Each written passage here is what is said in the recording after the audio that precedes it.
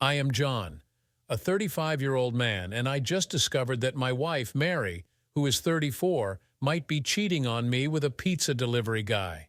Yeah, you heard that right. A pizza delivery guy. We have been married for 10 years and have 3 kids. Emma, who is 8, Jake, who is 6, and little Mia, who is 4. For the longest time, I had no idea. Mary always seemed like the perfect wife and mother. She stayed home with the kids, did all the housework, and even helped with their homework. I thought I had it all. I work as an IT specialist, so I am out of the house a lot, long hours and sometimes weekends, but I always tried to make time for my family. One day I decided to surprise Mary with a lunch date. I took a half-day off work and headed home. As I pulled up, I noticed an unfamiliar car in the driveway. My heart started racing, but I brushed it off. Maybe it was a friend or a delivery. I walked into the house quietly, planning to sneak up on her, but as I got closer to our bedroom, I heard voices and laughter that made my blood run cold. I stopped in my tracks, listening. It sounded like a man's voice. I called out, "Mary, I am home," hoping I was wrong. The house went silent. A moment later, Mary appeared at the top of the stairs looking flustered. She forced a smile and said, "Hey, honey, you are home early." There was something off about her tone, her posture. "Yeah, thought I would surprise you," I said, trying to keep my voice steady. "Who is here?" "Oh, just the pizza delivery guy," she said quickly. "He was just leaving." "Pizza delivery guy at this time?" I asked, my suspicion growing. She shrugged, trying to act casual. "Yeah, just had a craving." I did not push it further then, but the whole situation felt off.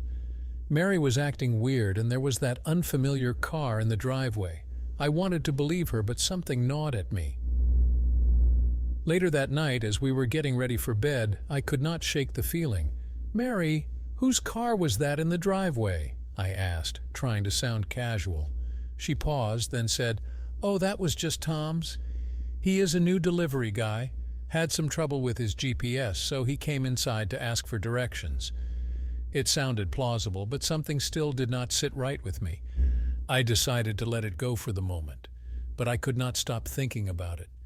Mary had never acted this strange before. Over the next few days, I started noticing other things. Mary was more distant, spending more time on her phone and stepping out to take calls. She started dressing up more, even when she was just at home. It was not like her. I tried to convince myself that I was just being paranoid, but the doubt lingered. One evening, while Mary was in the shower, I checked her phone. She had changed the passcode, something she had never done before. That was the final straw for me. I needed to know the truth. I started paying closer attention to her behavior, looking for any signs that something was wrong. My gut told me there was more to this than just a friendly delivery guy. I decided to take another half-day off work, this time without telling Mary. I needed to catch her in the act if there was something to catch. The thought of it made me sick to my stomach, but I had to know. I could not live with the doubt. I planned it out carefully. I would come home unexpectedly and see if anything unusual was going on. If she was cheating, I would have to catch her red-handed. I figured midday was my best bet, since that is when she would likely think I would be at work. The day came, and I was a bundle of nerves. I left work around noon and drove home, trying to keep my mind from racing with all the possibilities. I pulled up to the house and saw that unfamiliar car in the driveway again. My heart pounded in my chest. I parked down the street and walked quietly up to the house. The front door was unlocked, so I slipped inside without making a sound. I could hear Mary talking to someone in the kitchen. I took a deep breath and steeled myself for what I might find. As I peeked around the corner, I saw Mary and the pizza delivery guy, Tom, sitting at the kitchen table. They were just talking, nothing suspicious. I stayed hidden and listened for a while. They talked about the weather, the kids, and some local gossip. Nothing that screamed affair. After a few minutes, Tom got up, thanked Mary for the coffee, and left. Mary walked him to the door and watched as he drove away. I stayed hidden until I was sure he was gone. Then I walked into the kitchen, trying to act casual. "Hey, Mary," I said, making her jump. "Who was that?" She looked startled but quickly recovered. "Oh, hey, that was Tom again. He got lost on his route and needed directions. Poor guy is new to the area." I forced a smile and nodded, pretending to believe her. "Got it. Just thought I would come home for lunch. Surprise." Mary smiled and gave me a quick kiss. "That is sweet. I will make us something to eat."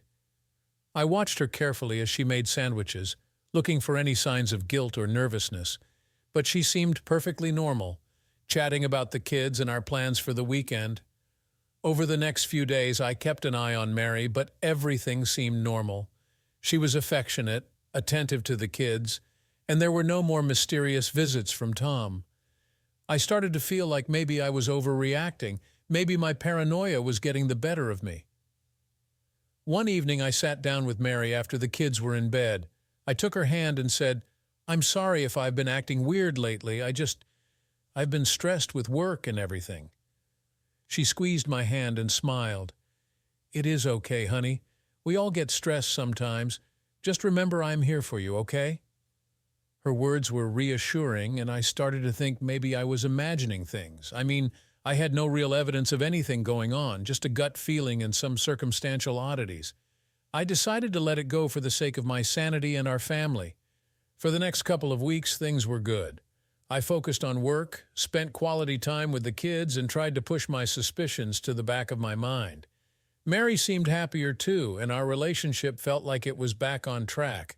But that nagging doubt never completely went away. It lingered in the back of my mind, a small voice whispering that something still was not right. I tried to ignore it, telling myself I was being paranoid. Little did I know this was just the calm before the storm. So after my failed attempt to catch Mary doing anything suspicious, life went back to normal. I convinced myself that I was just being paranoid and that there was nothing going on. Mary and I settled back into our routine, and for a while things were really good. We spent a lot of time with the kids, taking them to the park, having family movie nights, and just enjoying being together. Mary seemed happy and relaxed, and I felt like maybe we were stronger than ever. My suspicions about Tom, the pizza delivery guy, started to fade away. Weeks turned into months, and everything seemed perfect. Mary and I were back to our usual selves, laughing and joking around. Our sex life was great, and she was always so attentive and loving. I really thought I had just been imagining things. One day I decided to take another half-day off work to surprise Mary. It was a beautiful Friday afternoon, and I figured we could have a nice lunch together and maybe spend some time with the kids. I did not tell her I was coming home early. I wanted it to be a surprise. I pulled up to the house and noticed that the unfamiliar car was in the driveway again. My heart started to race, but I quickly brushed it off. Maybe Tom was lost again, or had become a family friend who visited occasionally. I tried to keep my cool as I walked up to the house. As soon as I stepped inside, I knew something was wrong. The house was too quiet, and I could hear faint noises coming from upstairs.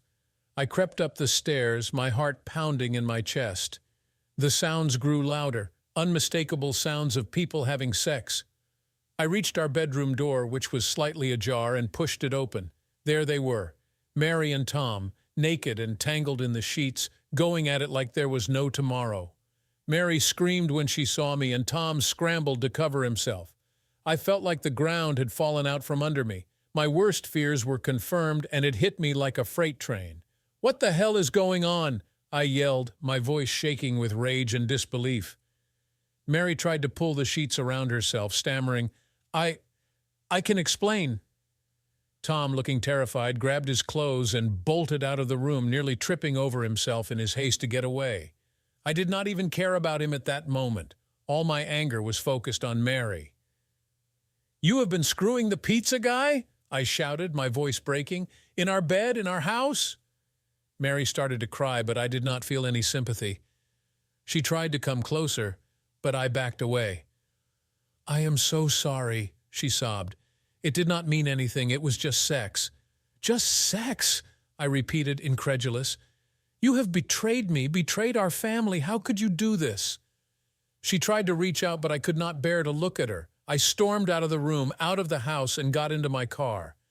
I drove aimlessly for hours, my mind racing, replaying the scene over and over again. Eventually, I found myself parked at a quiet spot by the lake. I sat there, staring at the water, trying to process everything. My life had just been turned upside down, and I did not know what to do. When I finally went back home, Mary was waiting for me, her eyes red and puffy from crying.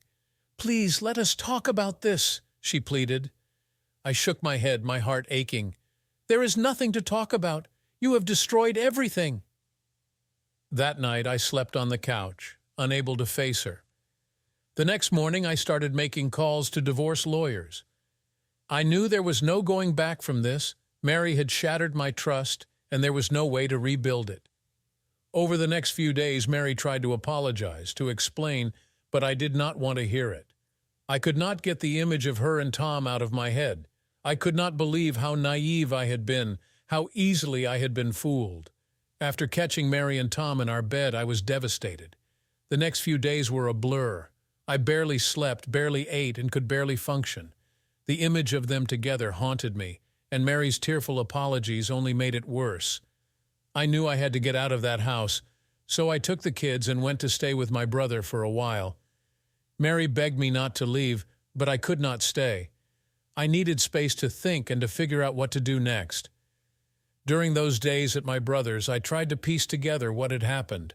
I replayed every interaction I had seen between Mary and Tom, every weird moment that had made me suspicious. The more I thought about it, the more it became clear that this was not just a fling. It had been going on for a while, right under my nose.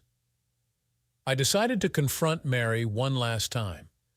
I needed answers, and I needed them now. So I went back to the house, making sure the kids were with my brother so they would not have to see or hear any of this. When I got there, Mary was waiting for me, looking a wreck. I sat down at the kitchen table, and she took a seat across from me. "We need to talk," I said, my voice steadier than I felt. Mary nodded, tears already welling up in her eyes. "I am so sorry, John," she whispered. "I never meant for any of this to happen." I took a deep breath. "Tom is not just a pizza delivery guy, is he? So who is he really?" She hesitated, looking down at her hands. "His name is Tom, but he is not a delivery guy," she admitted.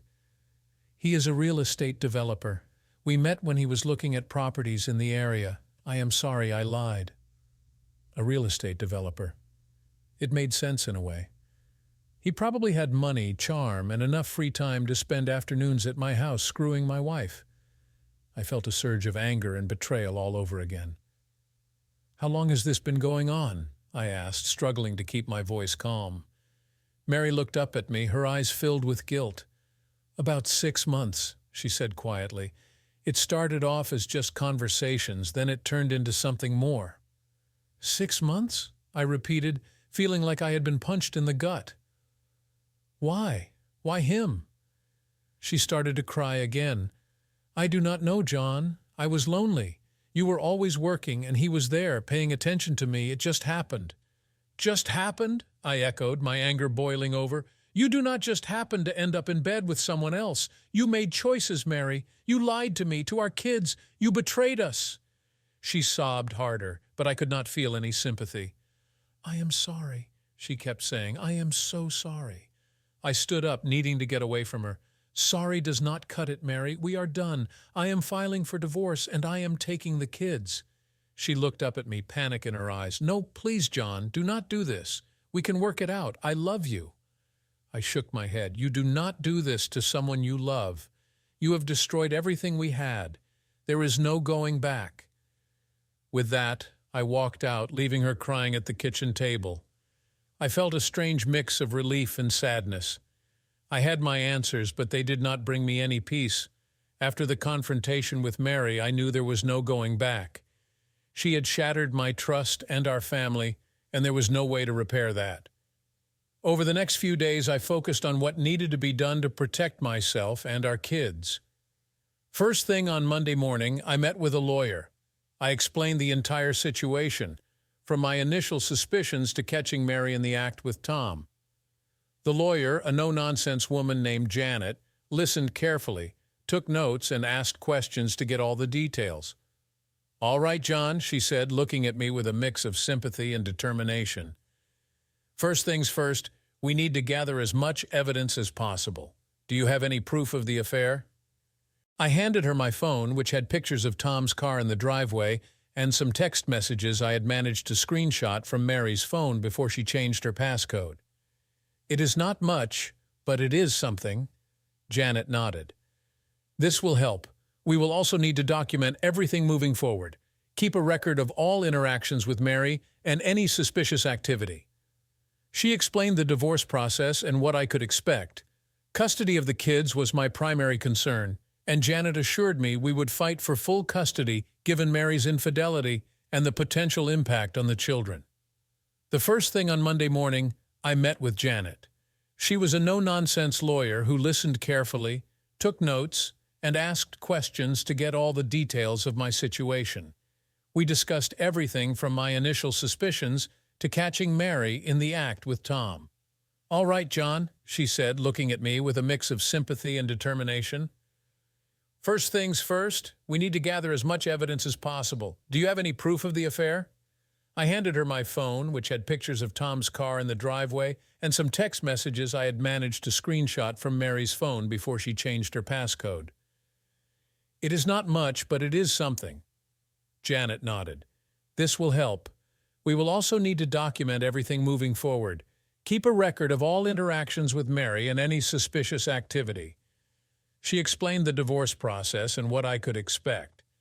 Custody of the kids was my primary concern, and Janet assured me we would fight for full custody given Mary's infidelity and the potential impact on the children.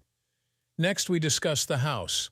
I had built it with my own hands, and the thought of losing it made me sick. Janet explained that we would aim to have it classified as my property, especially since I was the primary breadwinner and Mary's actions had led to the dissolution of our marriage. Over the next few days, I started documenting everything. I kept a journal of all my interactions with Mary and any notable events. I also made sure to spend as much quality time with the kids as possible, trying to maintain some semblance of normalcy for their sake. Mary continued to call and text, begging for a chance to explain and work things out. I ignored her messages, focusing instead on preparing for the legal battle ahead. I could not let her manipulations sway me. One day, while I was at my brother's house, Mary showed up unexpectedly. She looked disheveled and desperate. "John, please, we need to talk," she pleaded. I stepped outside, closing the door behind me to keep the kids from hearing. "There's nothing to talk about, Mary. You made your choice." She started to cry. "I know I messed up, but we can fix this. We can go to counseling, anything. Please, for the kids." I shook my head, feeling a mix of anger and pity. "You should have thought about the kids before you decided to cheat, Mary. It is too late for us. I am filing for divorce." Her face crumpled and she sobbed harder. "Please, John, I love you." "Love?" I scoffed. "You do not betray someone you love. You have destroyed our family. Now you have to live with the consequences." I walked back inside, leaving her crying on the porch. It hurt to see her like that, but I had to stay strong for myself and the kids. The next few days were a whirlwind of meetings with Janet, gathering evidence, and preparing for the divorce proceedings. I felt like I was living in a nightmare, but I had to keep pushing forward.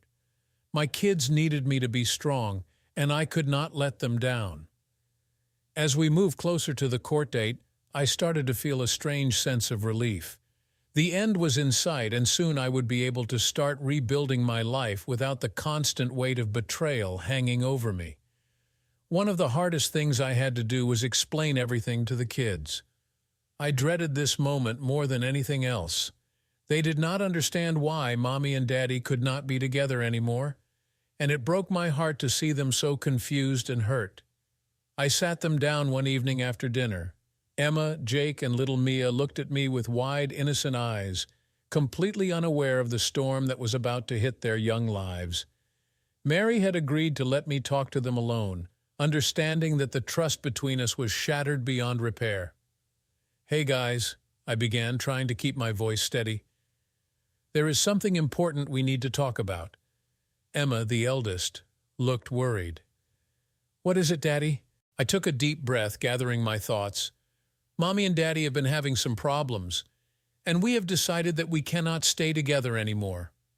Jake frowned, his little face scrunching up in confusion. "But why, Daddy? Do not you love Mommy anymore?" I swallowed hard, fighting back tears. "It is not that simple, buddy. Sometimes grown-ups have problems that they cannot fix, no matter how much they want to." Mia, too young to fully understand, looked from me to her siblings, sensing their distress. She hugged her stuffed bunny tightly, her big eyes filling with tears. "Is Mommy going away?" "No, sweetheart," I said, my heart breaking. "Mommy will still be around, and so will I. We are just going to live in different houses from now on." Emma's eyes filled with tears. "But why, Daddy? I do not understand." I wanted to protect them from the ugly truth, but I also needed to be honest. Sometimes people make mistakes, and those mistakes hurt others. Mommy made a mistake that hurt me very much, and now we need to live apart to be happier. Jake sniffled, wiping his nose on his sleeve. "But we can still see you both, right?" "Of course," I assured them. "We both love you very much, and nothing will ever change that. You will still see both of us, just not together." Emma, always the perceptive one, looked at me with tearful eyes. "Is this because of that man who was at our house?" I was taken aback by her insight, but nodded slowly. "Yes, Emma, Mommy made a mistake with that man, and it has caused a lot of pain. But we will get through this together, okay?" The kids cried, and I held them close, trying to offer as much comfort as I could. It felt like an eternity before they calmed down, their little hearts heavy with the weight of the news. I wished I could take away their pain, but all I could do was be there for them and reassure them that they were loved. Mary came in after a while, her eyes red from crying.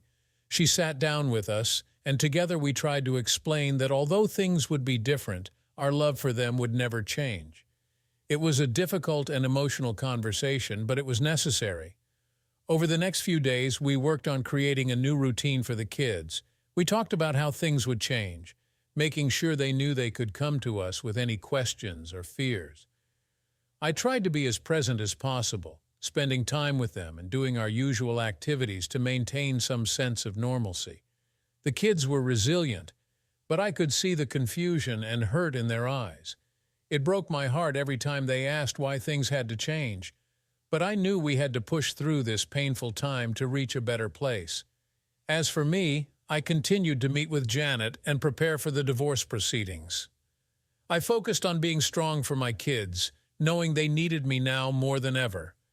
Every day was a struggle, but I kept moving forward step by step. Once the kids knew about the divorce, life became a whirlwind of legal proceedings and emotional turmoil. Janet, my lawyer, was a godsend, guiding me through the maze of paperwork and court dates. I wanted to ensure that my kids would be okay and that Mary would not be able to use them as pawns. The first step was filing for divorce and requesting full custody of the kids. Given Mary VJTM's affair and the instability it had introduced into their lives, Janet believed we had a strong case. We gathered all the evidence of the affair, including text messages, photos, and testimonies from neighbors who had seen Tom VJTM's car at odd hours. I dreaded the court appearances, but I knew they were necessary. Our first hearing was a preliminary session to establish temporary custody and living arrangements. I remember sitting in the courtroom feeling like my entire life was being dissected by strangers. Mary sat across from me, looking equally miserable but defiant.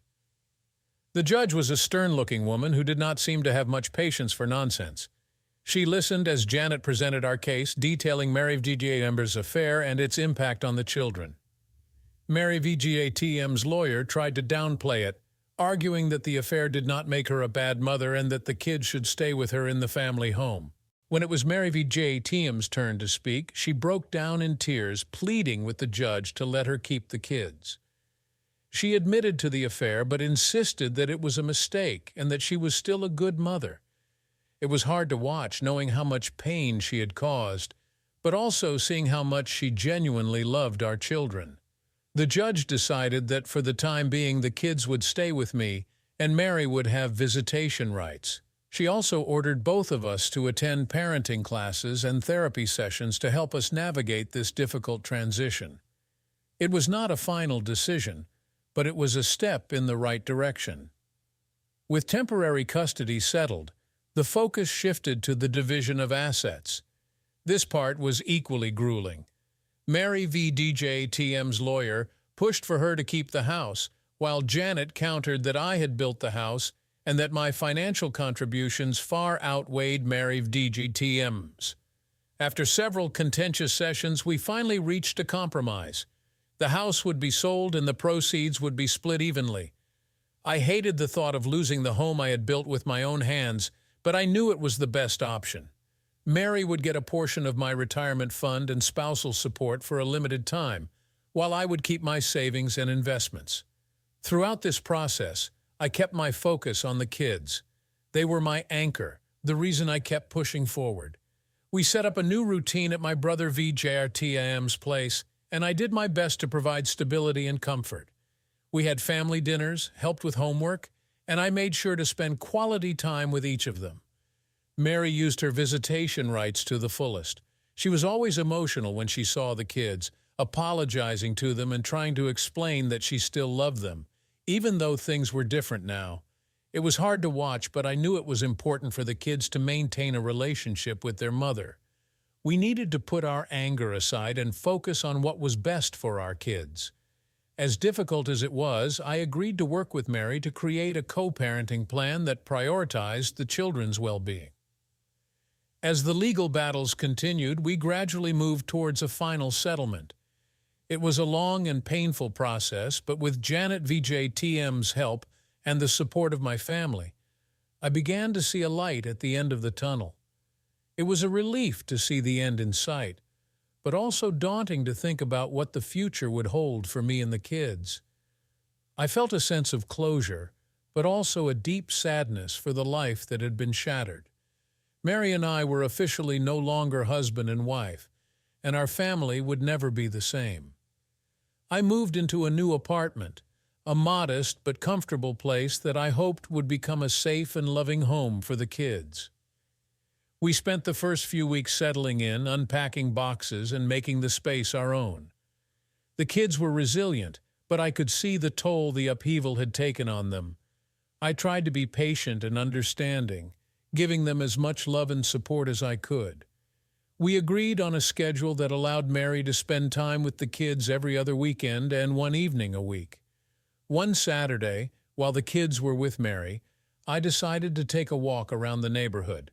I needed some time to clear my head and reflect on everything that had happened. As I walked, I thought about how much my life had changed in such a short time. I felt a mix of emotions: anger, sadness, relief, and even a glimmer of hope.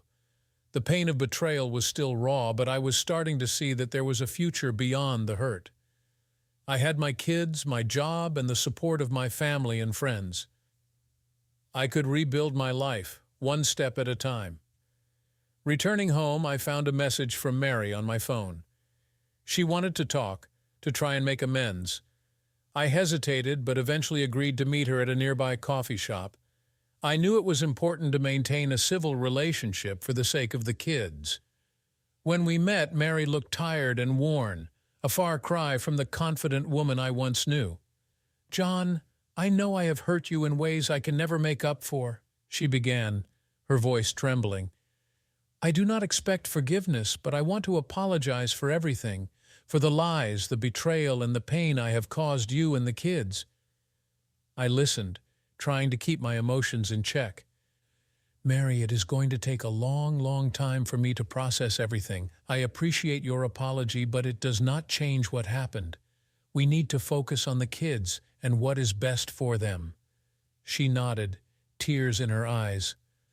"I know. I just want you to know that I am committed to being a good mother and co-parent. I will do whatever it takes to make this work for the kids." We talked for a while longer, discussing the co-parenting plan and how we could communicate better for the sake of the kids. It was not easy, but it was a step in the right direction. Over the next few months, we settled into our new routine.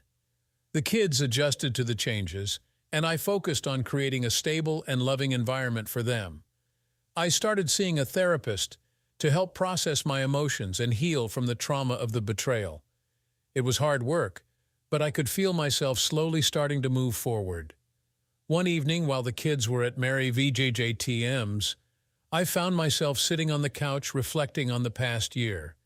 It had been one of the most challenging times of my life, but I realized how far I had come. The despair and anger had given way to a sense of peace and acceptance. I was no longer defined by what had happened to me, but by how I had chosen to respond. As I sipped my coffee, I received a message from an old college friend, Kate. We had reconnected a few months earlier at a mutual friends party. She had gone through her own tough divorce and understood the challenges I was facing. We had bonded over our shared experiences and had been chatting regularly since then. Kate's message was simple. "Hey, are you free this weekend? Want to catch up over dinner?" I hesitated for a moment. The idea of dating again was daunting, but I felt a connection with Kate that I had not felt in a long time. Maybe it was time to take a step forward and see where things could go. "Sure," I replied. "Dinner sounds great." Our dinner date was the first of many. We talked for hours, sharing stories about our lives, our kids, and our hopes for the future. Kate was kind, funny, and understanding. She knew the pain of betrayal and the struggle of rebuilding a life. There was no pressure, no expectations, just two people enjoying each other's company and finding solace in shared experiences. As the months went by, our relationship grew stronger. Kate and I took things slow, always keeping our children's well-being in mind. We introduced our kids to each other gradually, allowing them to form their own bonds. To my relief, they got along well, and soon our blended families began to feel like one. There were challenges, of course. Navigating a new relationship while dealing with the complexities of co-parenting was not easy. But with patience, communication, and mutual respect, we made it work. 1 year after my divorce was finalized, I found myself in a much better place. I had rebuilt my life, found happiness again, and created a loving home for my kids. I had learned to trust and love again thanks to Kate's unwavering support and understanding. On the anniversary of our divorce, Mary and I met for coffee to discuss the kids and how they were adjusting. It was a cordial meeting filled with polite conversation. As we talked, I realized that I no longer felt the anger and resentment that had once consumed me. I had truly moved on. "John," Mary said, looking at me with a mixture of regret and gratitude, "I know I can never make up for what I did, but I want you to know that I'm glad you found happiness again. You deserve it." I nodded, offering her a small smile. "Thanks, Mary. We both made mistakes, but we are doing the best we can for the kids. That is all that matters now." As I walked away from that meeting, I felt a sense of closure. The past was behind me and the future was bright. I had learned that life could be unpredictable and painful, but it could also be filled with love, hope, and new beginnings. To everyone who has followed my story and offered support, thank you. Your words of encouragement and advice helped me through some of the darkest times of my life. I hope my journey can offer some hope to those who are going through their own struggles. Remember, it is not about the fall. It is about how you rise after the fall. Take care, everyone, and remember, even in the darkest times, there is always a light at the end of the tunnel.